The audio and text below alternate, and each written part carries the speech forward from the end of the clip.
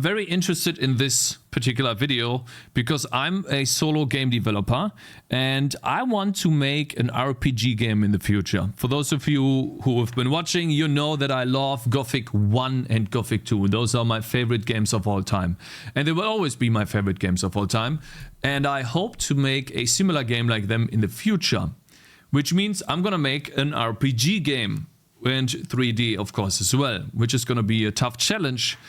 And it looks like, I'm pretty sure he used an engine. Would be crazy if this guy made his own engine and made an RPG game. And so apparently there's a guy who made an RPG game by himself. And he made a very, very good game. I don't even know what that game is. Hopefully we can find that here. So the game in question, I've never played it actually. It has 74,000 reviews. That's crazy, man. Holy. Made by Lo-Fi Games. That's made by a single developer. Kenshi is such a deep game. Damn. So this is the game in question. Obviously it's not AAA graphics. However, it doesn't need to be AAA graphics. That's the point. 2 stars. Okay, let's see here. But he looks like he's dying. Holy. To be hunted. To slave for the powerful. Oh, damn.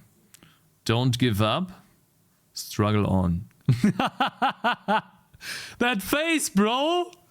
Wait a minute. Let's see. Lose your squad. You know what this reminds me of? Morrowind. This is what it reminds me of.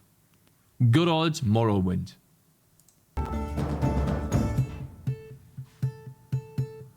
Damn. Holy. Rescue your squad. I wonder if it is multiplayer too. Explore.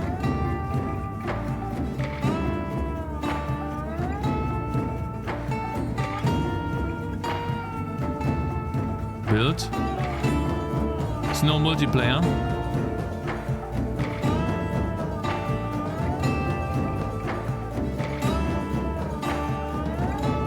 Looks like multiplayer to me.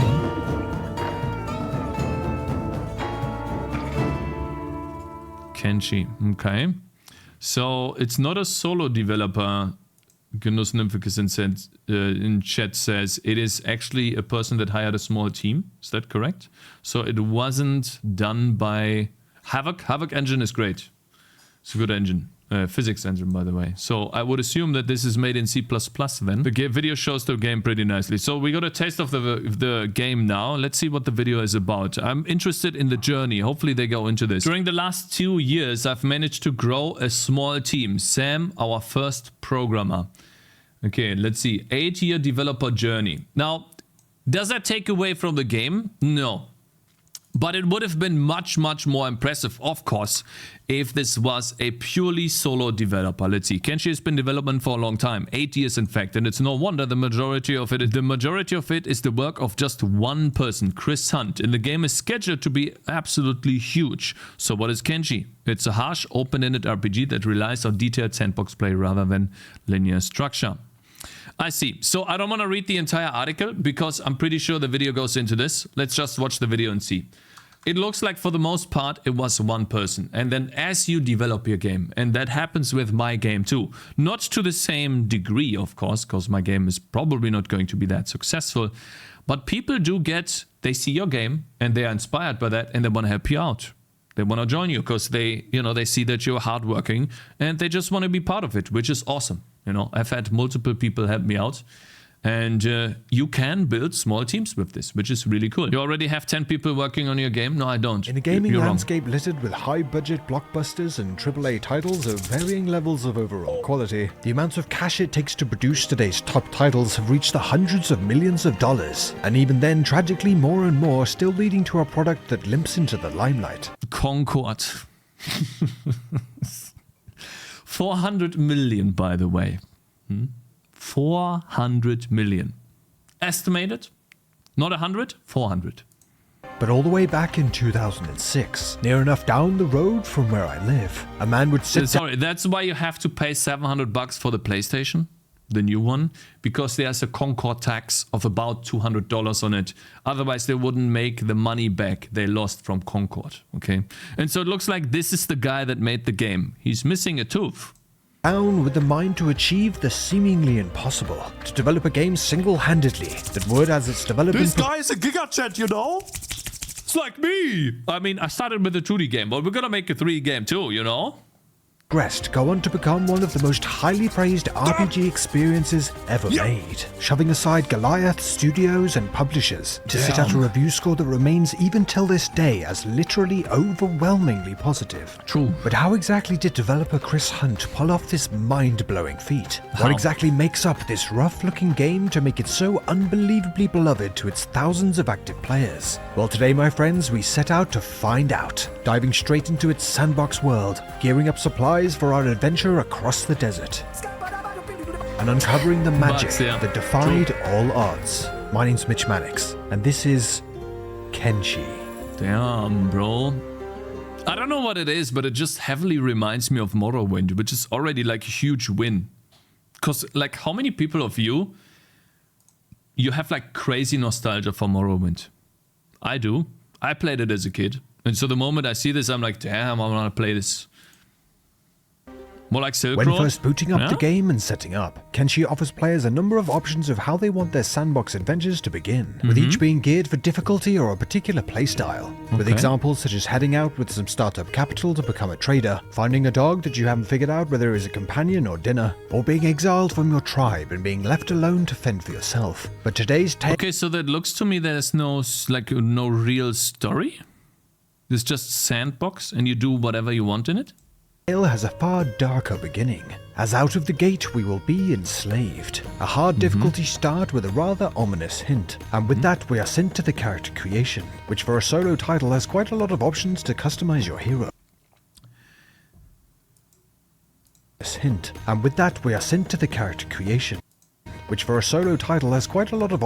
By the way, if this was Dragon Age the Veilguard, this right here wouldn't be possible. That would be too much waste. It would be 10% of this at the maximum. God damn it! Sorry for the interruption. Anyways, let's move on. Yeah. But you know, that would be too much waste for a female character. You know, which could offend people, of course. To customize your hero, with race choices impacting initial stats and experience gains. That's awesome. And as we'll see a little later in the video, much more than that. But we need a hero for this adventure, so must of course call upon Arthur. Now I know what regulars of the channel may be thinking, but I finally decided to go with a completely serious character choice this time, as this is serious business. So this is Dear Arthur, and his sidekick Skibbity. A duo that are the best of friends, but have clearly... Wait, how can you make two characters? That's odd. Why make two? Fallen on hard times as our adventure begins. Right away we find out that hint was not kidding around, with both Arthur and Skibbity having to dart straight to a nearby cage to subdue the guards, with poor Skib not quite making... What does that mean? Wait, so he started in the game and he immediately got locked up? it and getting beaten to the ground before being placed in his bindings, Skibbity vowing to get his revenge on a particular jeering guard that may or may not have called him a nightmare fuel hatstand. As we are taunted by our captors, the Holy Legion spouting their religious rhetoric and shaving Arthur's head, we get a look at our surroundings, and I'll level with you. Early on for me with Kenshi, I was skeptical on whether this game was truly something special, or just triggering a lot of older RPG nostalgia for players, with its click-to-move system, absence of NPC voice dialogue, and rough-around-the-edges visuals. But if this is exactly like Morrowind. This is exactly, apart from the click-to-move, that's interesting start being saved. Something great truly held within, I thought. We'll find it. Starting first by finding a way out of this terrible fate in the prisons of Rebirth. With Skibbity finally coming to, we set about fiddling around with the cage's locks to improve our knowledge of lockpicking. Hours and hours dragged by, and although such knowledge was lockpicking simulator? What is this? Good, it was also vital, as both Arthur and Skibbity were starving to death. A situation that they would have no choice but to address that very night, with the pair embarking on the highly dangerous task of sneaking around the mines for some morsels of food. Finding only a single piece for Skibidi, they shuffled back empty-handed and returned to their cages once more to formulate their next move. As the sun began to rise, the lockpicking practice resumed as the two got more and more skilled, but not without... Lockpicking practice resumed. So it's like a quasi-realistic game. Like it's, you know how you played Skyrim with mods and you get the cold weather mod or the hungry mod? This is essentially that already in this game. Very realistic, yeah. So like how did they get out though? Lockpicking chance. Did they get out and then just went back in? Why didn't they just run away? I don't understand. Okay. A mistake or two, such as Arthur, filled with pride following a successful pick, wandering out of his cage and instantly being pounced on by the guards and whisked away to another cell, splitting him up from his bug-eyed buddy.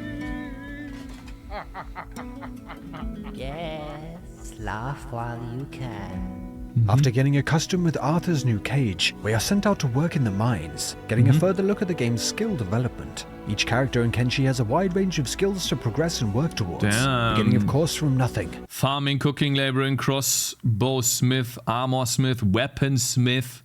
You know, this would be smithing in general, but this guy went into and split this. So that's essentially the scope creep that I have in my game, you know. Instead of just damage, we have physical, lightning, fire, cold damage. Poison damage and true damage, by the way. Just to give you an idea. Thievery is 14 for him. Lockpicking is 21 and stealth is 14. Yeah, obviously, because he's, you know, he's developing these skills. Awesome, really cool. Melee defense and attack. Aha. And I guess laboring is 2. Interesting. Making the early game a truly savage environment. Skillless and hardly able to defend yourself against the aggressors of the land, which there are many. But we would not need a mastery of the sword for what would come next. As while Arthur worked away in the baking sun, Skibidi was plotting his revenge on a certain guard he had suffered from the day before. Waiting till the dead of night, he... Wait, so you're playing 2 characters? It looks like you can switch between the 2. I wonder how that works. Snuck out once again from his cage, all the way to one of the guard's quarters. In a keen sleight of hand, he unlocked his bindings, crept up to the sleeping fool, and carefully removed his armor, instead replacing them with Skibidi's own slave shackles. Okay. It was a long shot, he thought, but upon completion he snuck back to his cage, and what if he gets waited until caught? morning, where the violent, now former guard, got quite the wake-up call. With hard work, blood and sweat, you can still redeem yourself. Oh, hello. Fancy seeing you here. Where is his armor though? You're telling me that he has this in his pocket? Come on, bro. But revenge was not freedom, so after more working away in the mines and some extracurricular activities, the time was now or never, as Arthur in particular could not go on much longer without food. In the dead of night once more, the pair set out with their new, much improved lockpicking skills and began setting loose all of the other captives, one by one, with even some being too paralyzed with fear to move. A small gang of potential escapees followed our 2 heroes, heading to the back entrance, and with the sun soon to rise, there was no turning back. And the entire group barreled past the guards in a bid for freedom, hoping that surely they cannot stop them all. The sounds of their fellow inmates being cut down ringing in their ears, and after what felt like an eternity, they were clear of the horrors of rebirth, to quite ironically, begin their own. Following the road down, the pair came across an abandoned shack, still within throwing distance of their prison. They adopted caution exploring within, and opted to send only Skibidi, as Arthur began to unfortunately pass out with exhaustion, and couldn't risk him face-planting mid-heist. Oh, fuck. Opening up the front door, Skibidi uncovered a treasure trove of food and supplies to get them on their feet. All rather convenient, Skibidi thought, until they found a note left on the upper floor, left by what was surely another ex-inhabitant of the Holy Nation. Right, if you're reading this, there's a good chance you just escaped from rebirth and half dead. This safe house is for you to use to rest and recover, and you should hopefully find some food. So that's the developer putting it here. This looks really good. Like, so this creates a really realistic, and that's what I love about RPG games, and I think most RPG games nowadays don't do. it's maximum immersion, essentially. And it doesn't have to be tedious to be maximally immersive. I like this a lot. It's like role-playing in the game, and you're so deep into the story that you just forget everything else. I love this. Yeah. And it was while staring at this note and contemplating the madness of the escape that I imagine could have gone a number of ways that I began to catch a glimpse of what makes Kenshi stand out and vowed to uncover more. Freedom was finally theirs, and the task now turned to venturing out and establishing themselves in this cutthroat environment. It would be especially hard, as at least for now they will still be recognized by some as escaped slaves. Kenshi uses a character state system to report how each member of a team is presenting. Situation undiscovered, looks like a slave 10%, time remaining 92 hours, whatever that means, time remaining. Was once a slave of the holy nation but has now escaped. The heat has died down, but he still needs to avoid getting found out. Keep your looks like a slave level as low as possible, wear clothing or disguises, and find a plastic surgeon to remove your hair, restore your hair. You should be safe if you stay out of towns. Wait, so you need a plastic surgeon to get your hair back? What is that? What did they do? To the inhabitants of the world. Putting on a set of armor plucked straight from our trash can helmet-toting former captors, for example, would lead to less informed other citizens assuming they were indeed from that clan. And for now, our state revealed that we would still be identified as escapees if running into the wrong person. So we'd need to be careful. I love that. That's awesome. This maximum, like, this is exactly how... now, it's a terrible example because the game's so old, but in Gothic 3 you had like, the humans, the orcs, and you basically had these two factions, and there could be more, there were more factions in the game, and they kinda did something similar where if you joined the orcs and you would get percentage faction points with the orcs, at some point the humans would attack you, and vice versa. And so they would at some point recognize you, but they didn't do it perfectly well. And so like it went into the same idea, which is really cool. Like Karma and Fallout. Yeah, something like that. I think it's really nice. If they like, and so this game goes even deeper where some people would recognize you and some won't. In let's say Gothic and other games, it's like either everyone recognize you or no one, right? This goes so deep, hid man. Around every corner of the desert. The decision was made to hightail it out of the land claimed by this oppressive holy nation and seek sanctuary further south in the more tolerant colonies. It was a long trip down, and after hitting back a bit, the nation breaking into a nearby farm and robbing them blind, we got a further look at some of Kenshi's more immersive features, with Arthur and Skibidi having conversations around nearby landmarks, fears of being re-imprisoned when passing another holy nation settlement, and Arthur pissing off his buddy with his remarks about the Hivers when nearing one of Skibidi's former stomping grounds. The Hivers... Bro, like you have to type all of this yourself. That's crazy, man. You have to come up with these conversations yourself and make them realistic based on where you are and what you do. That's crazy, man. You just don't do that in a couple of days. It takes a long ass time. May be harmless enough, but don't let that fool you. Those guys are plain sneaky. Ouch. There's a lot of content involved here. Don't overreact. You know I don't mean you. No Hive. After another tiring trek across the desert, the pair finally arrived at their new home for the time being, Squin, a town ran by the Shek race, and although not exactly the most friendly of bunch to outsiders, at least gives us a chance to develop our skills and maybe even a place to live. Buying a backpack, the two put their time in the mines to good use by turning their mining skills into a moneymaker for some startup capital. And it was while working away an imposing figure wandered by, putting the trash can helmet to— Oh, that's so smart. I just noticed these buttons. You can't see them. I'll show you. So he realized that his game is slow. And so this is the first time in an RPG game when I see this. You see how they are effectively running at 3 times. And it was while working— That's 3 times the speed, bro. And so you're not even wasting your time with this. That's awesome. Away, an imposing figure wandered by, putting the trash can helmet-toting holy nation to shame. This was a laundry basket-toting shinobi assassin, striding through the land alone, and with stats like that, one can see why. 62, defense 50, minus 10, strength 46. So if you start out with 1, then this guy is 62 times stronger than a level 1 character. This guy's gonna blast you. Damn. Which made Skibidi think if they could make it to where they resided, maybe they could join these mysterious shinobi and become Max just is as 100. powerful. The rare shinobi sighting was not all the surrounding area had to offer, it seems, as we of course had to make sure to keep an eye out for gangs of roaming bandits looking for easy targets, and dash back towards the safety of the hulking town guards to ensure victory and to get some combat experience, albeit brief, even when getting absolutely owned. Oh, fuck. With some funds Wait a finally minute, lining so up you fight against these guys and you still combat like experience, wait, you fight against the guards? Don't they just take you hostage then? albeit brief, even when getting absolutely owned. Oh, fuck. With some funds finally lining our pockets after selling Right. off some collected ore, we added to our party by picking up a pack bull from a gang of local animal traders. Picking up being the key phrase here, with Arthur taking it very literally. That's just what's happening, you know, C++ engine, you know, guys. That's just normal.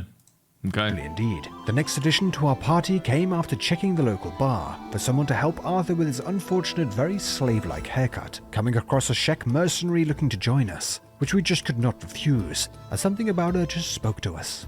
The next step would be somewhere to call home while we set the stage to build our own settlement down the line. So turned our eyes 7,000 to a coins. broken down property in Squin, with the mind to fix it up ourselves, and with another member of the team sped Damn. things up nicely, with another hand on deck to gather materials to Wait a minute, you can zoom out like in an RTS game and you can basically have 2 different people to do 2 different tasks. Damn, it becomes an RTS game at that point. That's crazy. However, the bandit threat remained to slow the team down now and again, causing some rather gruesome flaily injuries, including a bandit that I have to take my hat off to, even with 2 broken arms still flailing around in the background, surely just for moral support at this point. And Arthur with his shaved head and beard combo looking like a scuffed Andy Tate. Lol. What the fuck? What is that frame? Oh, Andrew, stop it. No. Stop it, Andrew. Andrew. Not before long, we had purchased our Wait, so he has a broken arm? Does that repair itself at some point? Like, can you fix that? first home and began the rebuild, and with it the construction of a research bench to unlock further technologies. Kenshi has a well fleshed out research and crafting system that begins at So now it becomes a survival game, huh? It's crazy, bro. small scale internal fixtures such as training dummies to learn This guy's like, okay, wait, let me make an RPG game. And then he's like, but I kind of want to make an RTS game too. It's like real super cool working on his games, but he just keeps adding to the game instead of making different games. And then he's like, wait, so now I have a RPG game and I have an RTS game. I kind of want to have a survival game too.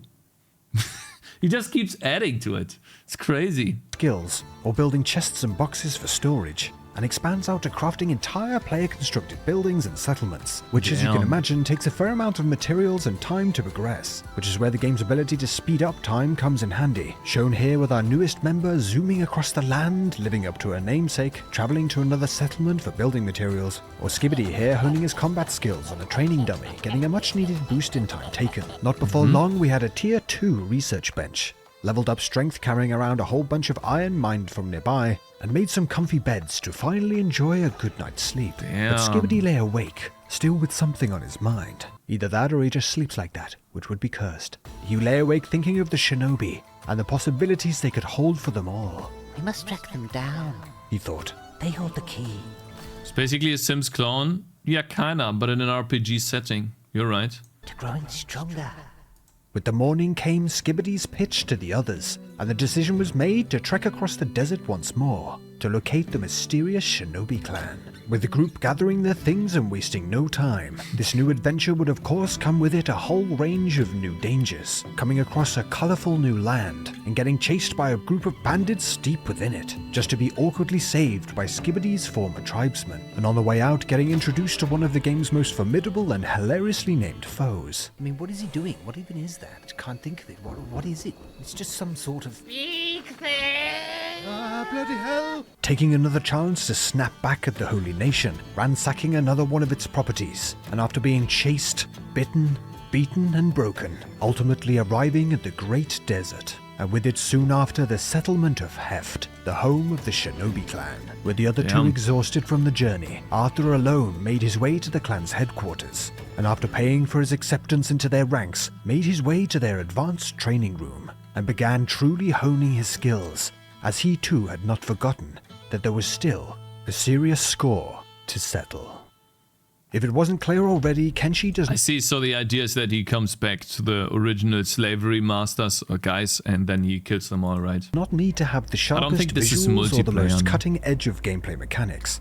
What Chris Hunt has done with this project is create a single-player open-world RPG sandbox that not only overflows with character and immersive elements, but one that constantly and dynamically sets the stage for an endless number of stories for the player to craft and experience. Crazy. There is just so much to this game, far too much to get into one video alone. Small touches such as when we were escaping the prison, one of the freed prisoners thanking us and asking to join our group, not to mention getting away with swapping out the guard's gear and getting him locked up with the other slaves. Yeah, that alone is like a feature. So if this was a AAA title, by the way, if this was a AAA title and, you know, they would advertise this as their main selling point of the game, where they try something new. 100%. You know, they take some basic features, you know, that small indie games have, and they advertise the shit out of it because everything else they have is just a blatant copy of something they did before. And then you just add in one particular thing to be like different. Mention getting away with swapping out the guard's gear and getting him locked up with the other slaves. The player's chosen race having a legitimate and realistic feeling impact on the experience, from how passers-by speak to you to getting access and favor with certain tribes and clans. I even, while cheekily attempting to use the Holy Nation outposts, got stopped by them. I just noticed getting favors with your clan. Some people would call this racist nowadays. And was grilled for having non-humans in my party, but was able to lie about them being my assistants and slaves to get them off my back. The integration of the various factions and... Oh yeah, people would call that racist. Cakez, you put everyone to sleep with your shit takes. Literally no one's talking. Shut the fuck up, bitch. Ah, you're so lucky that you're a mod, bro. Beliefs and politics, all mixed into this incredibly harsh and overwhelmingly rewarding feeling experience, makes Kenshi on first glance look like a relic of the past, but after experiencing it for myself, spiraled into one of the best RPG experiences I've had in years, with a level of freedom and immersion that AAA developers can only dream of, embodying that... They don't even want to do this because it's too much work, bro. It's just how it is. They just want to copy-paste and then make money. Feeling of wandering off into the distance, only speculating on what might unfold. The game's music and tone striking a feeling of hopelessness, yet adventure. Wait, so telling me he did that too? The sound, oh god, he did that too? Really? There is so much to this game that I feel like I'm only scratching the surface, and if you would like to see more of Arthur and Skibbity's journeys, as we uncover more of this incredible title, and maybe even settle some scores with the Holy Nation, let me know by dropping a like on the video, and of course your thoughts in the audience did that? Yeah, I could see why. So like, some people really get invested into the games you make, and they are gladly helping you out, because they see what you're doing and they want to support you. It's incredible. It's like happened to me too. Like there's so many incredible people out there that just help you because they want to see you succeed. And so like as a developer, we can say, and I can say, enough thank you for that. Because like it's invaluable, essentially. Because ultimately, even though this guy started alone, you can't do all of this alone without help. You know, that's what we read in the beginning too. And we're going to keep reading the article a little bit more in a second. Because ultimately, you do need help at some point. Comments. And if you haven't tried Kenshi, don't be put off by first glances, as this game more than justifiably sits at an overwhelmingly positive score, following the work of a single man that through hard work and dedication pulled off what a lot would have thought impossible. True, true. Ultimately, thank you so much for watching. As always, I'm keen to get your thoughts down in the comments. If you're a fan of RPGs or just looking for a laugh or two, you're in the right place. So don't forget to hit that subscribe button so you don't miss an upload. I want to give a massive shout out to the channel members for helping support the channel. If you're interested in joining as a channel member for all sorts of perks, including exclusive videos, the info is down in the description. Thanks again, and I'll see you guys in the next one. Really cool story he created, you know. He's a very good storyteller. So yeah, if you guys want to support him, you know, he creates some really cool stories, it looks like. There we go. Here's the video. So let's see here really quickly the article. We read the first thing that it took Kenshi, the developer of Kenshi, 8 years. And in the last 2 years, it looks like, his name is Chris Hunt, by the way. And in the last 2 years, it looks like he gained a team. People started working together with him. So your primary goal in Kenshi is to survive. From the past couple of years, Kenshi has been gaining popularity. Let's see, like, I don't want to read another explanation on how the game works, because it's mostly explaining the mechanics again. Your goal into Kenshi is to survive, not made easy as the other characters in the game, not determined. You're just a regular nobody. Yeah, and it's possible that bandits will kill you in a village raid, and so on and so forth. The past couple of years, Kenshi has been gaining popularity on Steam Early Access due to the progress it's been making has accelerated as more means, more time and more people can be thrown at it. Siliconera caught up with the game's lead Chris Hunt to talk about how he got started working on Kenshi, why he undertook such an ambitious project by himself, and where the game is now heading with its latest updates. To start with, could you give a brief history? How did you get started? How long it's been making? How long it's been in the making, and who's working on it? I started working on Kenshi around 8 years ago. So you guys remember the Animal Well guy? It took him 7 years, and he made that in his own engine and in C++. So for a quality game, especially when you're new, it seems to take that long. It just takes a long time if you don't use a pre-existing engine, it looks like. For the first 5 or 6 years, I worked alone on it full time while juggling a minimum wage security guard job. That sounds familiar. It's been in the works for a long time, mainly laying in the fundamental systems. Systems and getting it into a playable stage. Yes, so that's what I'm doing too at the moment. It takes longer than expected, this part. But it's finally picking up pace now, and it's on Steam Early Access, and I can afford extra manpower. So the moment he started putting it on Early Access on Steam, it started selling, and then he could afford people to help him, which is, I think it's a smart idea to do that once you think you have something good. During the last 2 years, I've managed to grow a small team. Sam, our first programmer, Oli, our world designer, Natalie, our PR contact and writer, Otto, our 3D and concept designer, and Makyol, our second programmer. Damn, that's a big team. Let's see, what would you say is the concept at the center of Kenshi? What kind of experience does it offer at its core that you won't find in other games? It's a mix of genre, open world RPG. No, guys, it's RTS, it's RPG, and it's a survival game. That's essentially it. It's kind of like Skyrim, very loosely speaking, but with RTS elements of squad control, base building, research, and crafting. Yeah, so it's like all games in one game. I never liked the hand-holding that most of the RPGs give the player. Yeah, I hate that too. So you know what I hate the most about RPG games? Quest markers. I think quest markers in RPG games don't belong there. It might be a hot take, but I think if you want to have the most immersive experience in an RPG game, you cannot have quest markers. What you can have is a world that you design by hand and then make NPCs give general directions in where to go to find certain quests. But if you have too big of a world, and you basically Dark Souls, exactly. If you have too big of a world that is too empty, you need quest markers, because the direction that you could go, because the world is so large, could be like you just do 1 degree, you change 1 degree in your direction, you're already missing the target. That's essentially how I see it, and why I hate big open RPG worlds, like for example Witcher 3 is too big, Elden Ring is too big, Gothic 3 was too big. There's so many, they're trying to make these worlds so big, but they just become empty most of the time.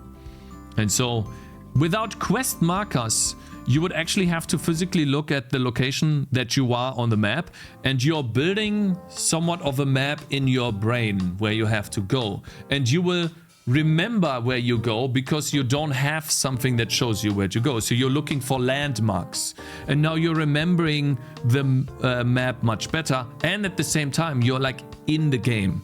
That's essentially what you would do if you had a compass in real life and you would have to find your way through, let's say, a thicket or a big forest.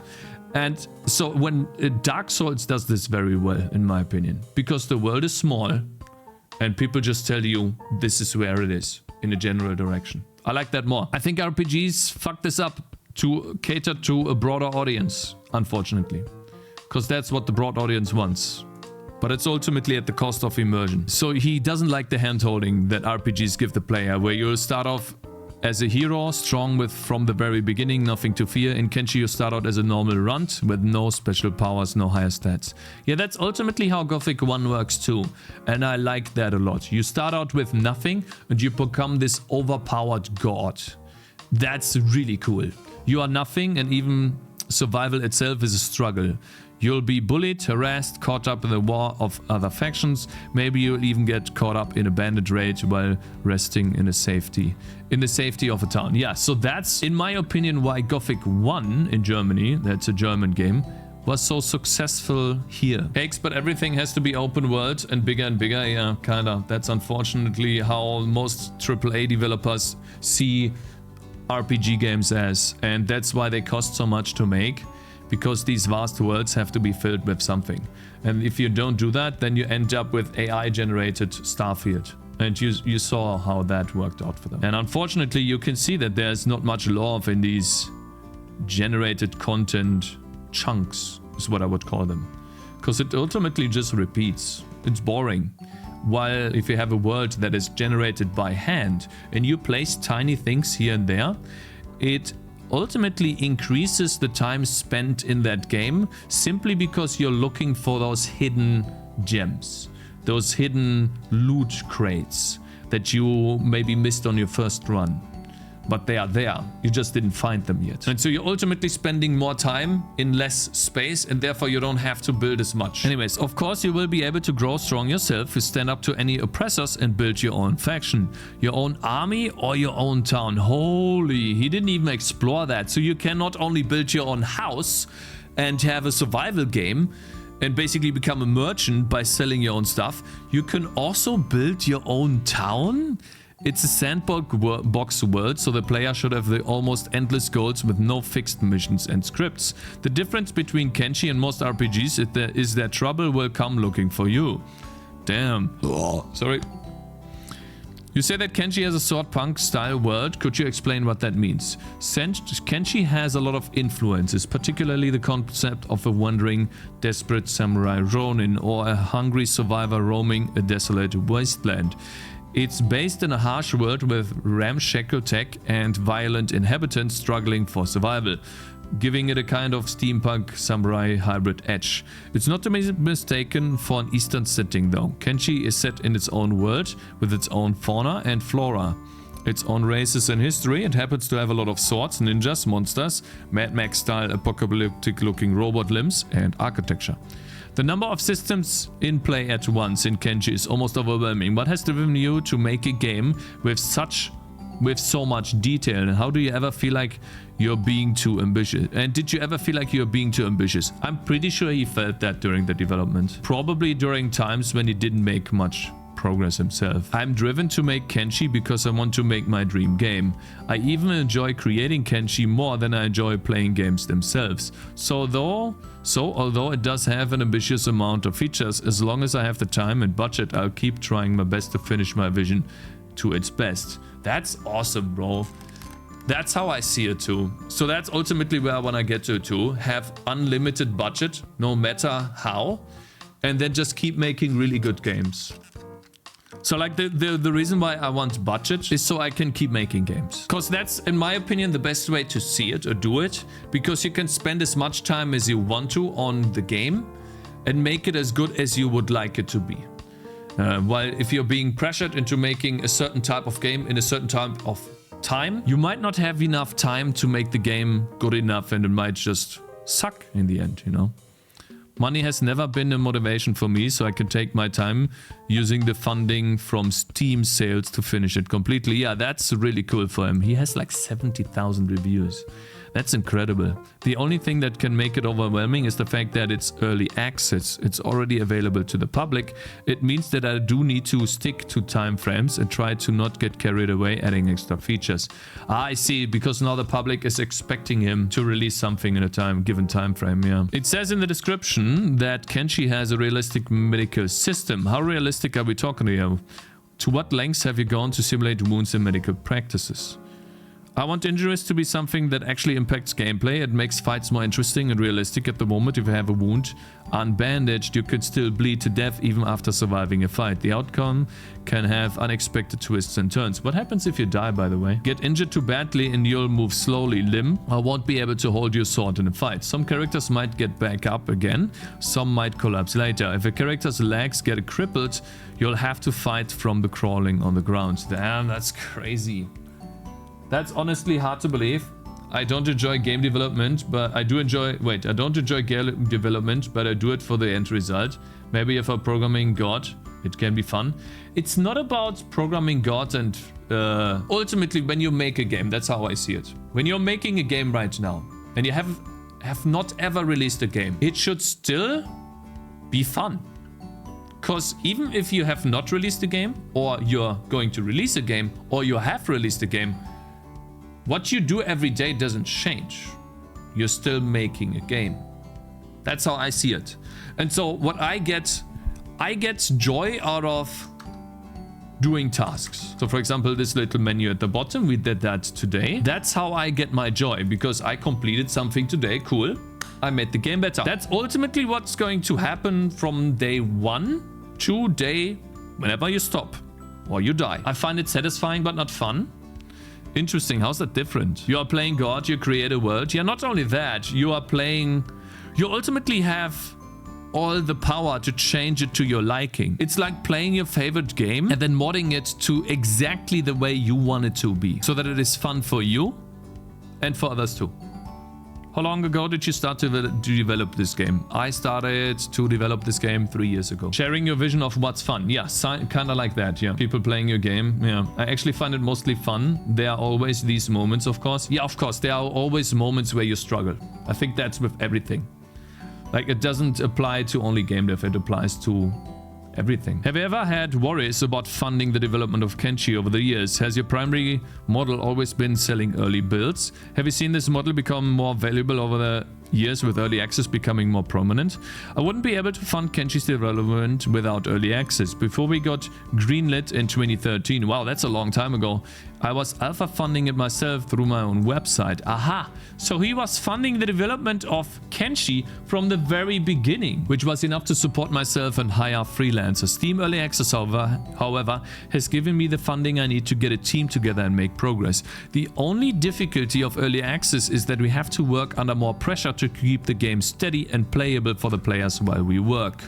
Yeah, that would be a lot of pressure, that's true. So you would have to delegate a lot of hours. Does the community around Kenshi do anything creative, such as fan art? I'm pretty sure. Writing up journals? Yeah, they do. Actually, we have a whole section dedicated to fan fiction on the Steam forums. And there's a lot of artwork in the community hub too. A lot of Kenshi players definitely seem to have creative minds and often make their own stories to play to. There are so many to choose from, I don't get the time to read all of them. What are you looking at to add Kenshi next? Wait, what are you looking to add to Kenshi next, and how does it affect the game? The next big... Okay, let's see. The next big feature will be the new world map and weather system. Ollie's been working on the new world for 18 months now, and we are finally getting closer to its release.